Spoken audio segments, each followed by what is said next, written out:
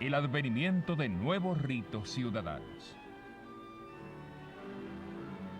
Un cambalache que ni el más notable de los tangos se animó jamás a describir.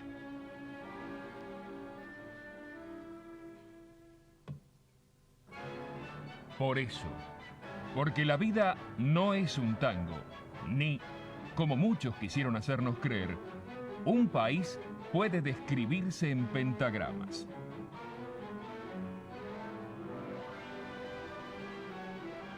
Porque la verdad es tan poco discreta como la luz, y no obedece ni a izquierdas ni a derechas. Y porque se avanza más rápido si miramos de vez en cuando hacia atrás.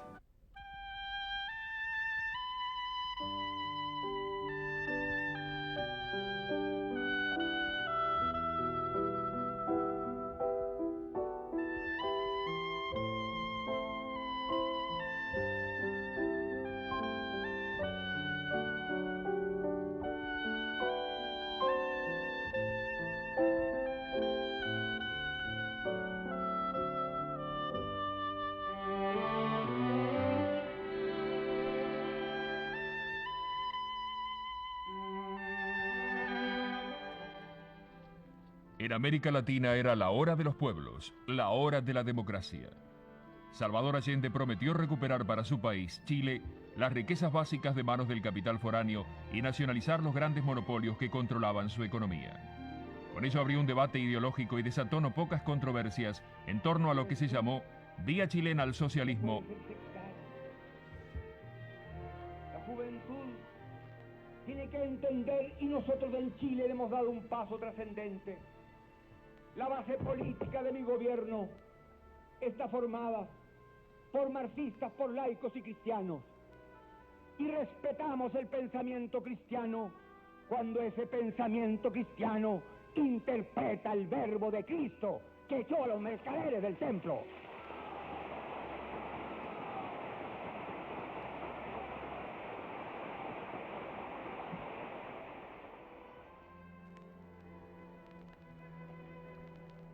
Compatriotas, esta será seguramente la última oportunidad en que me pueda dirigir a ustedes. La Fuerza Aérea ha bombardeado las torres de Radio Portales y Radio Corporación. Mis palabras no tienen amargura sino decepción, y serán ellas el castigo moral para los que han traicionado el juramento que hicieron. Soldados de Chile, comandantes en jefe titulares, y el almirante Merino que se ha autodesignado, más el señor Mendoza, general rastrero, que solo ayer manifestara su fidelidad y lealtad al gobierno, también será nominado director general de Carabineros. Ante estos hechos, solo me cabe decirle a los trabajadores, yo no voy a renunciar. Colocado en un tránsito histórico, pagaré con mi vida la lealtad del pueblo. Y les digo que tengo la certeza que la semilla que entregáramos a la conciencia digna de miles y miles de chilenos no podrá ser cegada definitivamente. Tienen la fuerza, podrán avasallarnos, pero no se detienen los procesos sociales, ni con el crimen, ni con la fuerza. La historia es nuestra y la hacen los pueblos. Seguramente Radio Magallanes será callada y el mital tranquilo de mi voz no llegará a ustedes, no importa. Lo seguirán oyendo. Siempre estaré junto a ustedes. Por lo menos mi recuerdo tendrá el nombre digno que fue leal a la lealtad. El pueblo debe defenderse, pero no sacrificar. El pueblo no debe dejarse arrasar ni acribillar, pero tampoco puede humillar. Trabajadores de mi patria, tengo fe en Chile y su destino. Superará otros hombres este momento gris y amargo donde la traición pretende imponer. Sigan ustedes sabiendo que mucho más temprano que tarde, de nuevo, abrirán las grandes alamedas por donde pase el hombre libre para construir una sociedad mejor. ¡Viva Chile! ¡Viva el pueblo! ¡Vivan los trabajadores! Estas son mis últimas palabras y tengo la certeza de que mi sacrificio no será en vano. Tengo la certeza de que será una lección moral que castigará la felonía, la cobardía y la traición. El holocausto del presidente Allende sería el inicio de otro holocausto, el de todo el pueblo chileno, y la irrupción de una dictadura militar que hizo del terror un método y de la muerte estilo. Mientras tanto, en Buenos Aires, los jóvenes peronistas, radicales y de partidos de izquierda manifestaron en contra del golpe de Estado en Chile y el ascenso del general Augusto Pinochet.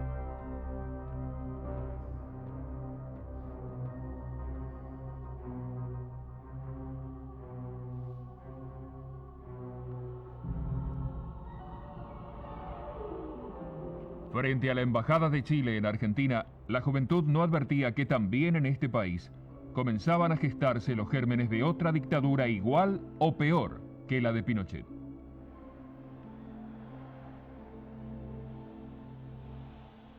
En la euforia de la protesta popular, pocos eran los que advertían las semillas de la hecatombe.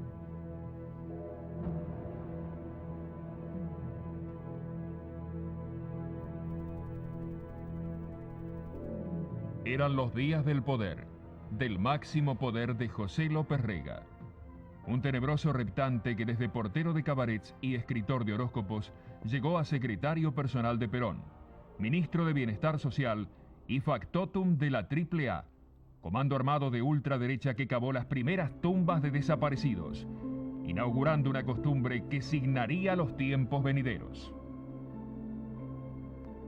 Pero aún faltaba un poco más para que el terror, el miedo, la parálisis política se hicieran una costumbre cotidiana.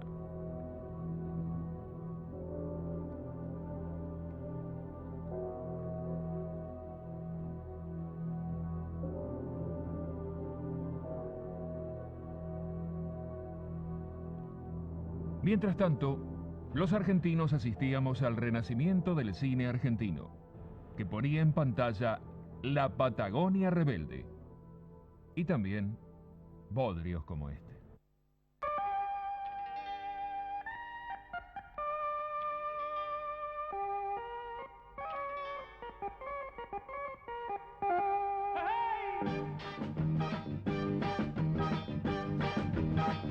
Un muchacho como yo, que vive simplemente, que confía en los demás y dice lo que siente.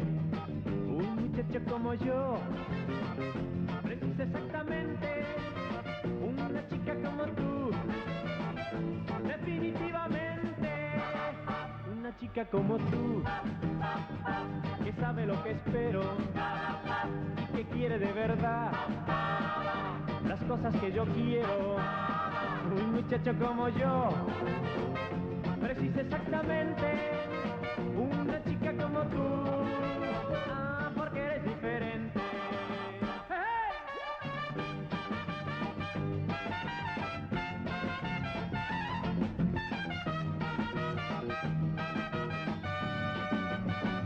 Un muchacho como yo, que siempre estuvo triste, que aprendió a sonreír.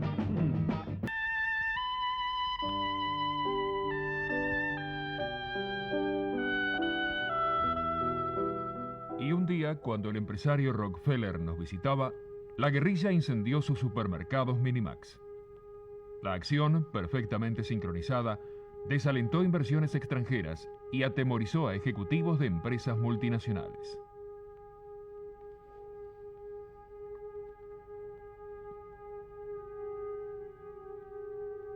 El éxodo se realizó sin demasiadas alaracas, ante la falta de garantías personales de empresarios europeos y especialmente norteamericanos. La noche en que asumió el gobierno de Cámpora, las calles de Villa Devoto se poblaron de manifestantes que exigían la liberación de los presos políticos. Otro tanto ocurría frente al penal de Caseros y en otros establecimientos penitenciarios del país. El Congreso Nacional tenía a consideración una ley de amnistía que sería aprobada por unanimidad por el oficialismo y la oposición, pero la presión de los manifestantes obligó al Poder Ejecutivo a dictar un decreto en tal sentido.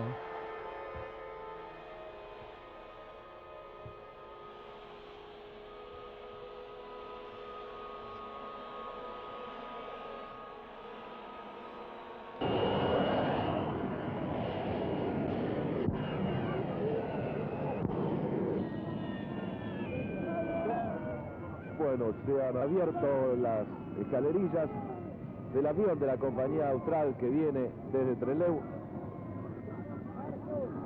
Allí sí, están saliendo muchos de los liberados acompañados por legisladores del Frejuli en algunos casos. Allí están, esto es tremendamente emotivo.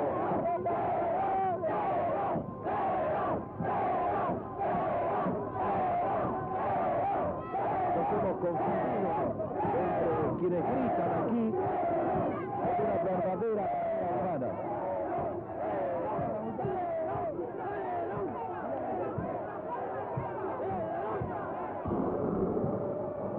Hay muchos que no ven a su mujer o a su marido desde hace años, porque juntos estuvieron en la militancia y cada uno estaba preso por su lado, por así decirlo.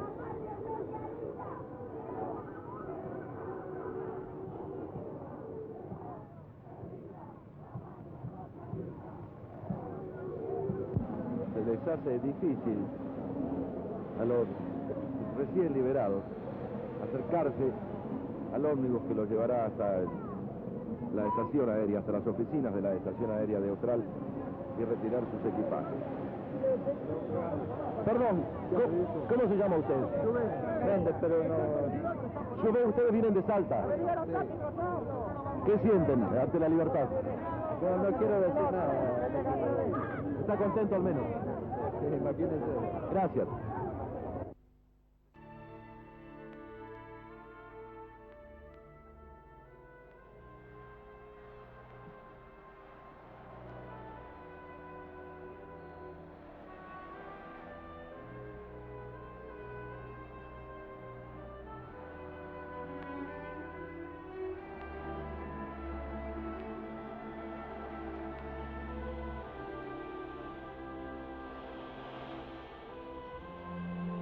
Enver El Kadri perteneció al grupo político militar que se llamó Organización de las Fuerzas Armadas Peronistas, que fue detenido en Tacorralo, Tucumán, en 1968. Junto con 30 presos políticos amnistiados el 25 de mayo, visitaron al presidente Cámpora. ¿Qué conversaron durante la entrevista? El motivo que nos llevó a entrevistarnos con el compañero presidente fue expresarle nuestra solidaridad con su discurso del 25 de mayo y a la vez comprometer nuestros esfuerzos en la tarea de profundizar y llevar adelante este proceso de liberación nacional que ha comenzado el 25 de mayo. Pero a pesar de la renuncia de Cámpora, de la aparente derrota de las tendencias revolucionarias dentro del oficialismo, Perón debía gobernar con una pesada herencia. Con un país endeudado, con desocupados, con descontento salarial. Pese a ello, muchos sectores de la clase media seguían apartándose de los hechos, o tomándoselos con esa cuota de despreocupación que a no pocos analistas de la realidad aún hoy sigue llamándoles la atención. A sabiendas o no, los argentinos hacíamos buenas piruetas para eludir el protagonismo y sonreír pese a todo, pese a todas las penurias.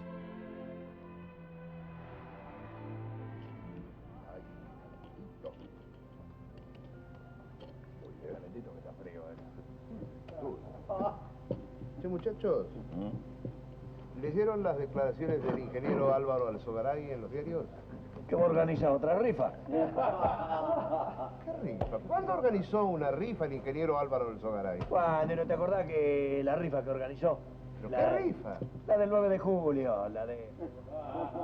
Pero no, pero eso no era una rifa, eso eran bonos. Y bueno, ni bono, ni rifa no es lo mismo. No. Cuando hacen la rifa no ponen bono número tanto. Bueno, ¿Qué me pero, decía? escúchame, por favor, escúchame, Mingo. Eso no era una rifa, eran bonos patrimoniales. ¿Y qué rifaban? Bueno, algunos decían que rifaban el país, pero no era una rifa. Eran bonos patrimoniales 9 de julio. ¿Me entendés? No pierda el tiempo en explicarle a Ay, este pa- sí. alfabestia, no entenderán. Bueno, nunca. no lo trates usted tampoco así. No, Bueno, pero a veces me... ¿Cuáles son las declaraciones del ingeniero Alzogaray? Bueno, por mire, la favor? nota está encabezada así, dice, Alzogaray cree que estaremos peor aún. Y dice, durante los próximos meses se agudizará sin remedio el proceso inflacionario del que solo los especuladores que viven al margen de la ley se benefician. Es una pesada herencia la que se transmite al futuro gobierno, pero tampoco sus dirigentes han prestado atención a la gravedad de dicho proceso. Siempre haciendo lo posible este muchacho para convertirse en un tipo popular. El Eso Carlito es lo que- Gardel de los ministros. Sí. Mal aconsejado. ¿Quién? Mal aconsejado, Alzogaray. Así que usted cree que Alzogaray está mal aconsejado. Cuando yo le daba clases de economía... ¿Cómo dice? ¿Usted le daba clases de economía a Alzogaray? Sí, señor. Y ahora no doy más clases. Ahora tengo alumnos, por ejemplo, como Gelbar, Cafiero, ¿Ah, sí? Concepción. Escúcheme, así que Alzogaray, el ingeniero Álvaro Alzogaray, es discípulo suyo. No, era. Sí. No, era. Ah, No, era. no te moda. Ah, Era. claro, ahora usted le da clase a Sí. Cafiero, Sí. a Concepción, a Gelbar. Sí, eso es. Yo tengo la foto acá cuando le daba clases A ver, sería muy interesante Sería verla, interesante ¿no? ver las fotos de Cafiero, Darle y clase de también. Concepción, pidiendo a ver cómo toma clase. Pero tenía una en colores, ¿Sí? que era en colores era muy buena, no. Bueno, pero si no la tiene en colores, no tiene otro. Blanco y negro. Sí, sirve igual para ver esa figura. Si total es lo Tan mismo. Lo imponente, importante es blanco y ver a él dándole clases. Sí, a esta pero gente. en blanco y negro no dice. No tiene algún chico acá para mandar hasta el... No tiene... No, a nosotros nos está tomando por chicos usted. No, escúcheme, quiero... Esto es una cosa que no tiene sentido, basta. Vamos a parar un poco, No, por le digo favor, que la- Fidel. Pero pedimos que Una la cosa muestre, de la loco. muestra. Si tuviera la foto Bueno, encantado. basta con la foto ya, Fidel, basta con la foto. No tiene foto ni tiene nada. Llego casi desencarnado. Nada puede perturbar mi espíritu porque retorno sin rencores ni pasiones, como no sea la que animo toda mi vida. Servir lealmente a la patria y solo pido a los argentinos que tengan fe en el gobierno justicialista, porque ese ha de ser el punto de partida para la larga marcha que iniciamos. Tal vez la iniciación de nuestra acción pueda parecer indecisa o imprecisa, pero hay que tener en cuenta las circunstancias en las que la iniciamos.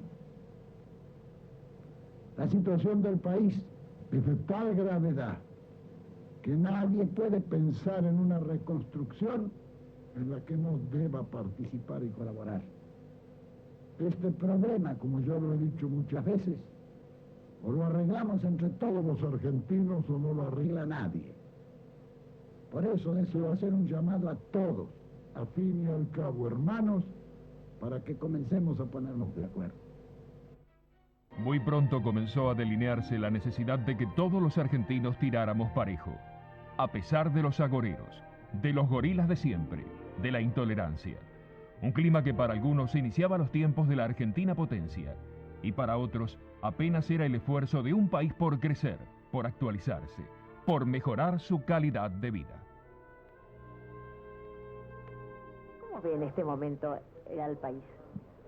Bueno, veo en una nueva etapa muy importante. Nosotros hemos logrado, a la par de todos los demás argentinos, la gran aspiración de ver el país institucionalizado en forma en donde la ciudadanía se ha expresado, ha votado, y sobre todo este clima de paz y casi alegría que se vive en el país por el hecho mismo de que se haya hecho una elección, que el país haya elegido, y por el hecho de que los partidos políticos no triunfantes estén en una actitud de acompañamiento a lo que va a ocurrir, a lo que va a sobrevenir.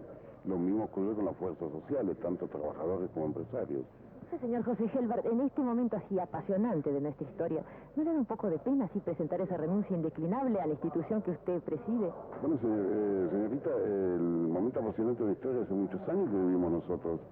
Nosotros tenemos pasión acá hace una enormidad de años. Sí, pero ese consenso que usted ha mencionado se ha dado por primera vez en mucho tiempo. Claro, pero yo que tengo más años que usted, sin ninguna duda, estos momentos distintos, de otra naturaleza y difíciles, los hemos vivido. Yo veo el momento mucho más fácil en este momento. Y creo que el movimiento confederal está tan fuerte, tan estructurado, tan gravitante en el país que puede permitirse el lujo, digamos, en este caso, de prescindir de algunos dirigentes en este momento, y de paso nosotros cumplimos una vieja tradición que tenemos, que es de carácter estrictamente espiritual, que de que no haya presidentes reelectos. Yo el año pasado acepté la reelección y dije que va a ser por un año.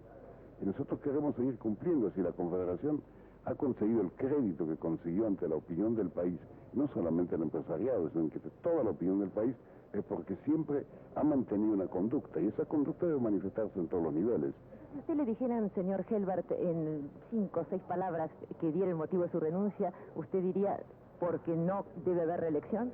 Sí, señorita, porque no debe haber reelección y porque en este momento podemos hacerlo. Ahora, en esta conferencia de prensa que acaba de terminar, se mencionó, usted me perdonará la indiscreción, la posibilidad de que a usted le hubiera sido ofrecido un ministerio en el nuevo gobierno y que eso hubiera motivado su renuncia indeclinable. Bueno, la verdad es que nadie me ha ofrecido nada, y sería petulante decir de antemano si uno acepta o no, pero yo sí lo puedo decir, porque a través de mi actuación en estos últimos años, en algunos bastantes, he tenido muchos ofrecimientos, pero yo no tengo vocación de funcionario público, no me siento en la función pública, y en consecuencia, si eso ocurriera, desde ya le anticipo que de ningún modo yo voy a aceptar ningún cargo público. Gracias, señor Gelbart. Eran tiempos de euforia donde los argentinos, una vez más, apostábamos optimistas al futuro. A pesar de que algunos, los exagerados de siempre, nos hicieron creer que la Argentina iba a ser un paraíso y que los tiempos de la inflación cero iban a ser eternos, que el granero del mundo, la tierra de la leche y de la miel, era un barril sin fondo, un maná inacabable.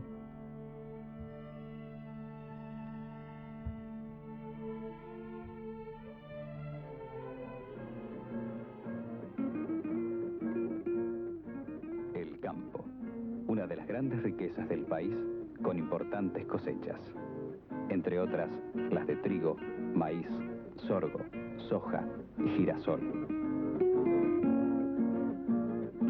El ganado lanar, con más de 40 millones de cabezas.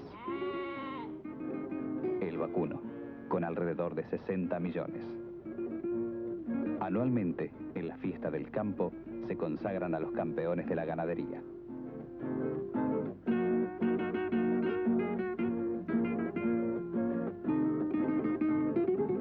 La actividad industrial ha alcanzado también importante nivel. Partiendo de la industria básica, la siderurgia, cientos de industrias se distribuyen por todo el país. La petrolífera, que abastece la mayor parte del consumo interno. YPF, una gran empresa del Estado, con la colaboración de empresas privadas, está en camino del autoabastecimiento. La industria textil, lanera, algodonera, y de fibras sintéticas, un gran aporte a la exportación. Por la fertilidad de su tierra y su amplia variedad de climas, Argentina posee una gran gama de cultivos, siendo una de las fuentes de alimentos más importantes del mundo. La defensa del mercado interno era una misma prioridad para la Confederación General del Trabajo y la organización empresaria nucleada en torno a la CGE, tal como lo reconoció el titular de ese organismo al finalizar una reunión internacional en el Hotel Sheraton. Nosotros sabemos, porque es del dominio público, que el documento que han elaborado después de pacientes reuniones CGE y CGT han sido tomados en un todo por el presidente electo y va a ser de alguna manera el plan que se va a llevar a cabo a partir del próximo 26 de mayo. ¿Cuáles son los puntos fundamentales de coincidencia que usted encuentra con CGT? Y nosotros tenemos, yo diría, todos los lineamientos de mediano y largo plazo. Coincidimos perfectamente con el sector laboral y está a la vista que el trabajo que estamos haciendo con ellos dentro del Consejo Económico Social es prácticamente de plena coincidencia en todos los temas que estamos abordando, los temas del país. Yo diría que no hay temas conflictivos cuando trabajamos por el país. Señor Bronner, la Confederación General Económica agrupa a cerca de 1 millón de empresarios, quizá más de 1 millón de empresarios. Usted ha visto, ha podido comprobar, como nosotros, y seguramente seguir con interés el aumento de los precios elementales de la canasta de la vida. ¿Usted cree que CGE está en posibilidad, dado que agrupa nada menos que 1 millón de empresarios, de regularizar de alguna manera ese alto costo de la canasta familiar? Bueno, esto es parte de una política integral y en eso se está trabajando en este momento. Desde la oposición, los radicales se esforzaban por mantener un fluido diálogo con el oficialismo. El factotum de ese diálogo fue, sin dudas, el doctor Ricardo Balbín.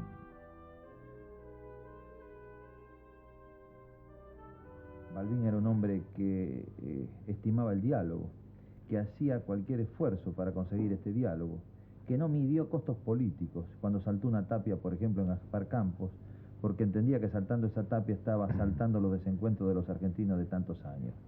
La intolerancia absurda, la intolerancia desmedida, no ayuda a construir, abre las grietas para que penetren quienes quieren aprovecharnos.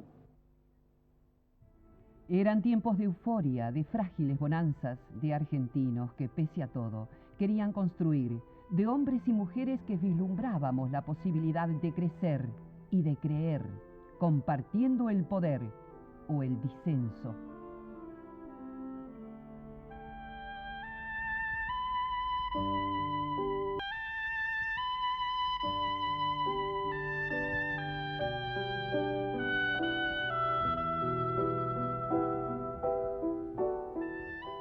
¿Y cómo era la noche porteña de los años 70? ¿Cómo eran los lugares donde se reunían los intelectuales, los periodistas, los plásticos, los escritores? Este es el testimonio del encargado de uno de esos reductos. Yo le puedo decir que quien le dieron carisma a este lugar, sin lugar a ninguna duda, fue Marta Pelufo, Marta Minujín, Yuyo Noé, Ernesto Deira, Jorge de la Vega, Machó, Mesil, Bute, Valleplanas, en escritores como por ejemplo Eduardo Machea, Mujica Laine, Morena, Jorge Luis Borges, no sé si lo nombré ya, Jorge Asís, Cecilia Saab. Las vidrieras, las que están hoy, no son las originales. Las originales es la que está acá al costado del dibujo, lo que se rescató, que era de Jorge de la Vega, y en la otra, entrando a la izquierda, era de Ernesto Deira. La de la Vega se rompió 3 veces. Una vez por accidente de una piedra que largó un coche, y otra vez por exceso de público, una avalancha, qué sé yo, se rompió. Y Jorge las pintó las 3 veces. Y justo en ese interín murió. Y la de Ernesto Deira se rompió 2 veces. Y le digo, Ernesto, tenés que pintar otra vez la vidriera, y se rompió.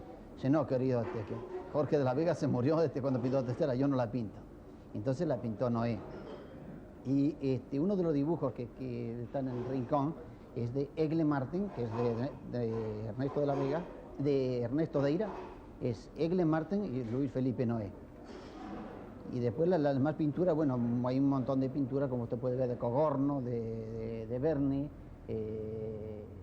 de Perezelli, de Machó, de Ernesto Deira, en fin, hay un montón de pinturas en la casa que son todas obsequiadas por ellos.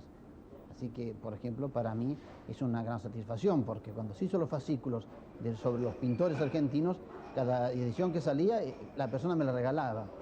Entonces, hay personas que pueden tener una biblioteca muy grande, una pinacoteca muy grande, pero, por ejemplo, tener 50, 60 o 80 pinturas o serigrafías, como lo quiera usted llamar, que son todas donadas por el autor, yo creo que es un orgullo para mí. En los años 70 también hubo triunfos deportivos poco habituales. Así, los argentinos descubrimos a Alberto de Midi, un rosarino que compitió en 3 Olimpiadas y conquistó innumerables trofeos en un deporte que hasta entonces no tenía relevancia popular: el remo.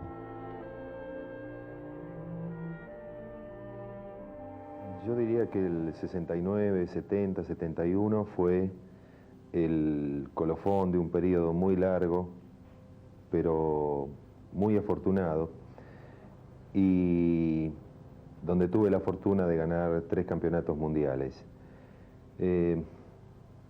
Fue una carrera muy afortunada, digo, porque en realidad, ya partiendo de la base que comencé a practicar el remo sin saber que existía un deporte que se llamara remo, y que lo comencé a practicar por el hecho de empezar uno de los tantos deportes que comencé en mi vida, ya puedo considerarme afortunado. Y afortunado también por haber contado en esa carrera con el que yo considero ha sido durante muchos años el mejor entrenador de remo que hubo acá en América, que fue Mario Robert. Creo que tomé el remo con la facilidad y con el entusiasmo y las condiciones que no demostré para otros deportes, entre ellos la natación, donde mi padre, pese a todos sus esfuerzos, jamás pudo hacerme nadador.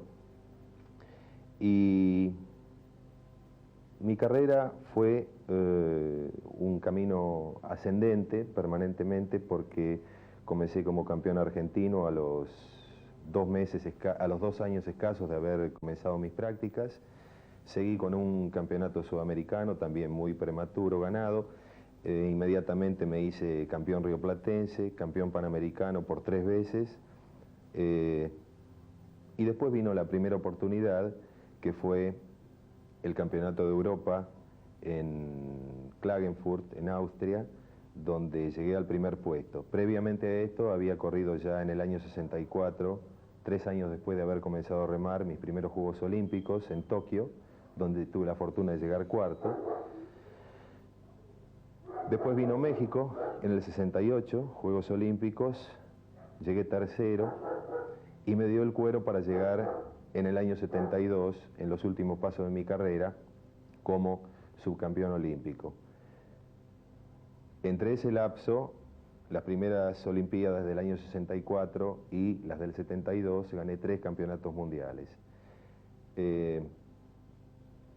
Sobre el campeonato del año 70 que se llevó a cabo en Canadá, tengo una anécdota muy linda, muy interesante, porque un día recuerdo que había vuelto del entrenamiento, estaba limpiando mi embarcación y se me acercó el que era y es en este momento todavía el presidente de la Federación Internacional, con el que manteníamos una relación bastante asidua, y me dijo: de Midi, ahora que recuerdo, tengo su diploma de campeón europeo del año pasado. Mañana voy a pasar de vuelta por acá y se lo voy a hacer llegar. Entonces yo le dije: mire, Tomás, no se moleste, porque yo a la vuelta de 4 días tengo que correr el campeonato del mundo, entonces usted después aprovecha y me da los dos diplomas juntos. Y el tipo me miró así con una cara medio rara, como diciéndome fanfarrón, ¿no? Fanfarrón en suizo. Lo cierto es que Tomás Keller, el presidente de la FISA, me dio nomás, entre risas, los dos recordamos la anécdota, nos abrazamos y él me dio los 2 diplomas juntos. El 24 de septiembre de 1973, frente al número 2953 de la calle Avellaneda en Buenos Aires, caía acribillado a balazos el dirigente cegetista José Ignacio Rucci.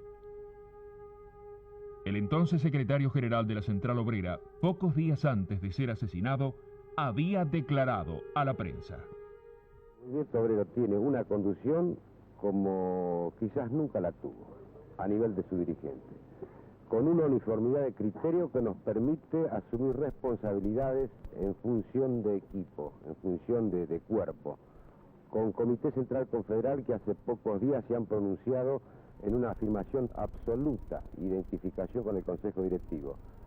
Si hoy estamos prácticamente en el punto óptimo de la unidad del movimiento obrero, ¿cuáles son las razones por las que yo voy a renunciar?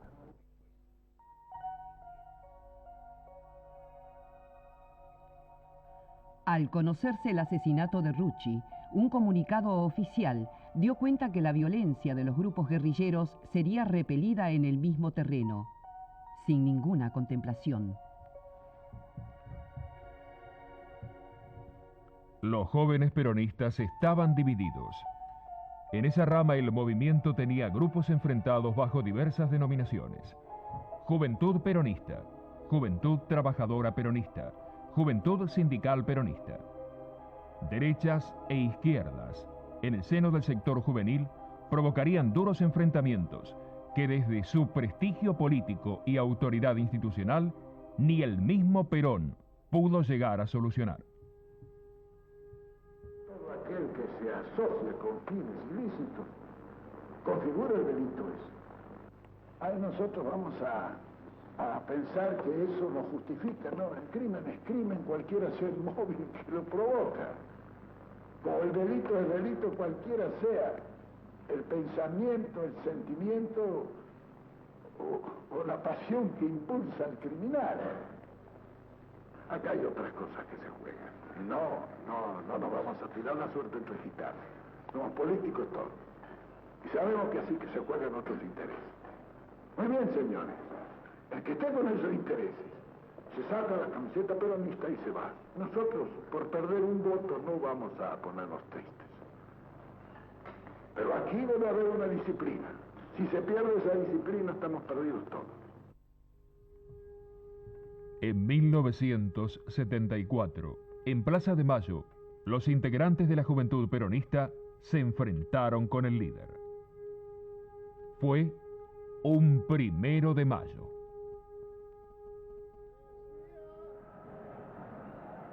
Y a través de estos 21 años, las organizaciones sindicales se han mantenido inconmovibles.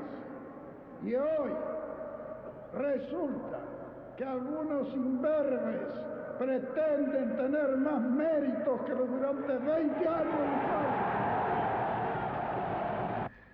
Al retirarse de la plaza, las gruesas columnas de la Juventud Peronista también estaban protagonizando una opción histórica.